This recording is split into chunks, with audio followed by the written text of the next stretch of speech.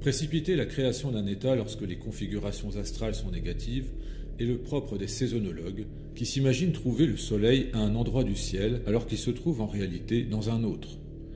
C'est ce qui s'était en outre produit lors de la création précipitée de l'État d'Israël au beau milieu du printemps boréal le 14 mai 1948 sous l'impulsion des géomessianistes.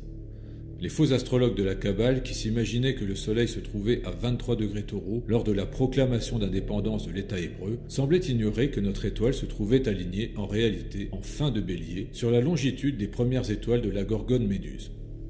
Cette étoile est en effet connue pour être le secteur stellaire le plus maléfique des cieux, comme l'indiqua Vivian Robson en 1923.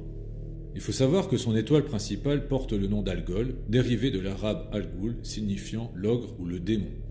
Cependant, son nom complet, Ras Al-Ghul, signifiant la tête du démon, ne limite pas l'appellation à l'étoile principale de ce secteur et concerne toutes les autres. C'est pourquoi le nom hébraïque du secteur stellaire de la Gorgone, sous lequel se trouvait le soleil natal de l'État d'Israël, porte le nom de Rosh HaSatan. Aussi surprenant que cela puisse paraître, les kabbalistes ont fait naître l'État hébreu sous une étoile qu'ils qualifient eux-mêmes de Satan. Cela permet de mieux comprendre cette débauche d'énergie destructrice, si ce n'est autodestructrice, mise en œuvre depuis près de 75 ans au rythme des fêtes messianiques, de configurations néolunaires ou de signatures astrales fourbes impliquant Mars ou Saturne avec un nœud lunaire. Les caractéristiques de cette étoile sont bien évidemment négatives et sont portées vers la violence et tout ce qui peut relever du démoniaque. La Gorgone se trouve également associée à tout ce qui est répulsif et terrifiant. Parfois surnommé le fauteur de troubles ou le saisisseur, le démon Algol était par exemple connu pour être un djinn de feu, vampirisant ou se saisissant des énergies des autres, ou qui se nourrissait des défunts physiques ou spirituels pour assurer sa survie. La dimension funeste et macabre de ce secteur céleste avait été aussi constatée par les astrologues chinois, au point qu'ils le surnommaient le tas de cadavres.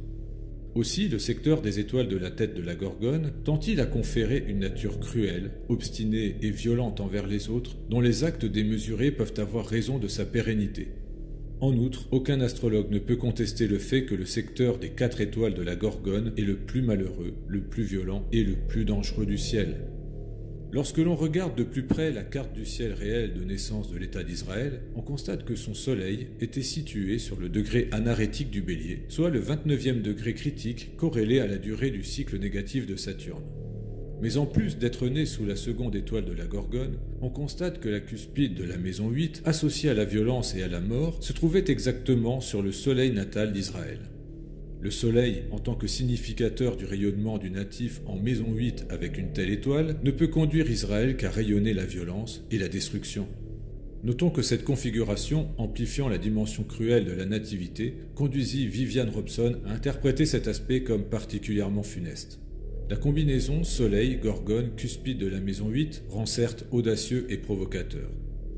Même lorsqu'elle veut se retirer et trouver la paix, l'entité native de cette configuration ne peut s'empêcher de retourner sur le front et de se montrer radical ou impitoyable avec les plus faibles. Il faut reconnaître qu'en 75 ans d'existence, la vie de l'État hébreu n'a été que conflictuelle à l'intérieur et à l'extérieur de ses frontières. Ce fut donc un concours de circonstances astrales qui allait ainsi aboutir à cette situation d'hyperviolence et de guerre perpétuelle dans une terre de Palestine historiquement connue pour rayonner des énergies martiales. Il est à croire que la déclaration d'indépendance de l'État hébreu a tout simplement été impulsée par des énergies négatives et diaboliques pour la conduire à exalter la violence inhérente à cette région du monde depuis des siècles. On serait donc tenté de dire que l'expérience d'Israël n'est que la continuité cyclique de ce qu'elle a toujours été, c'est-à-dire un concept territorial né d'un objectif militaire sous couvert de retour messianique, comme vous pouvez le découvrir plus en détail dans le livre Géomessianisme que je vous invite à vous procurer. Quant à ceux qui s'étonnent de l'absence de réaction de la part de l'Égypte ou de l'Arabie saoudite face aux frappes radiologiques sur Gaza, ils devraient simplement se renseigner sur les projets urbains 2.0 dans lesquels ces deux nations sont engagées afin d'apprécier leur contribution au projet géomessianique de la Terre promise. La prochaine conjonction entre Saturne et Neptune de 2025-2026 conduit à accélérer l'avènement des temps géomessianiques. Ce que je vous avais annoncé dans la précédente vidéo a même été confirmé au début du mois de novembre 2023 par le Noachide Joe Biden qui a dévoilé que ce qui se passera au cours des 2 ou 3 prochaines années déterminera à quoi ressemblera le monde pour les 5 ou 6 prochaines décennies. Les 2 ou 3 prochaines années que nous vivrons seront donc déterminantes sur le plan géomessianique. Soyez plus que jamais humains éveillés.